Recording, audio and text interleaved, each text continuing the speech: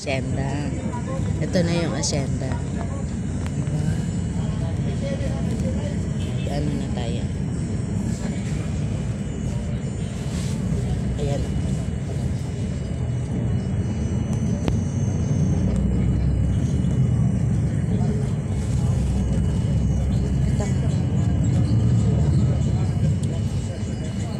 Welcome to Asyenda.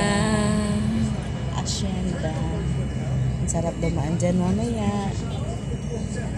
Mamaya ka lang. Parang naamoy ko na si Helen. Ganda talaga ng Ganda na ano.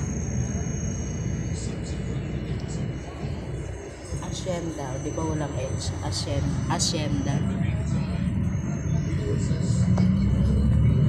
Kita ko yung bubong niya eh. Alam ko yung... Ayun nga, di ba Korean? Ano nga yun? Yung bago dumating dito.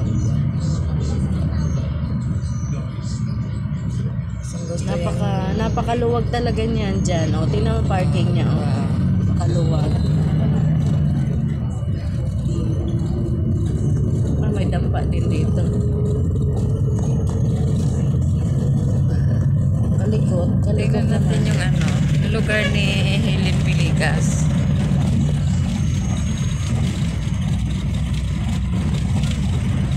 Nilakad lang namin ito dito. Maraming puno. Kaya ang lamig eh. Kasi malamig ang aircon.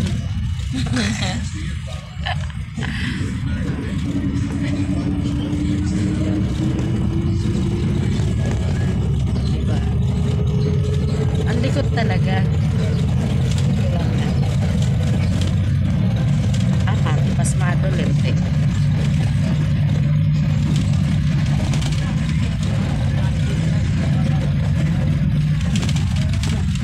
Ay, parang nila si Helen. Tapos nilakad lang namin yung Asyenda.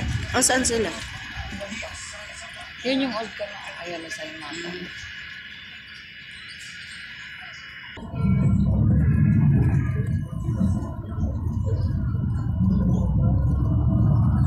Ang layo na nilalakad mo. Nakakaano rin naman. Kaya ang lamig naman eh. Sa bagay, tayo naman eh. Habol naman eh yung ano. Lakad-lakad lang no.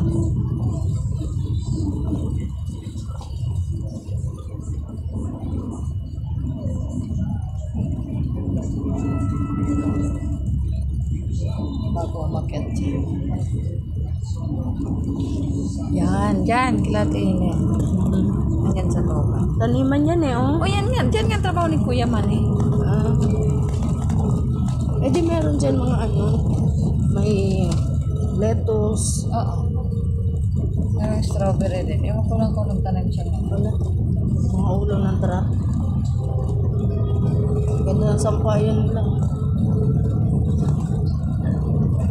Yan, at least wala ng traffic.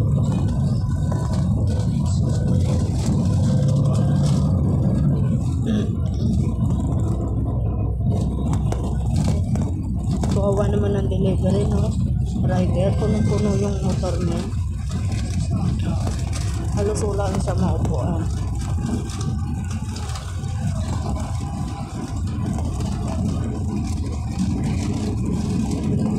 Tapos ano kaya makita natin si Kuya mo? Nakamotor may angkas na. Gago. Hindi, bago pa naman i-upload yan. Kaya ano.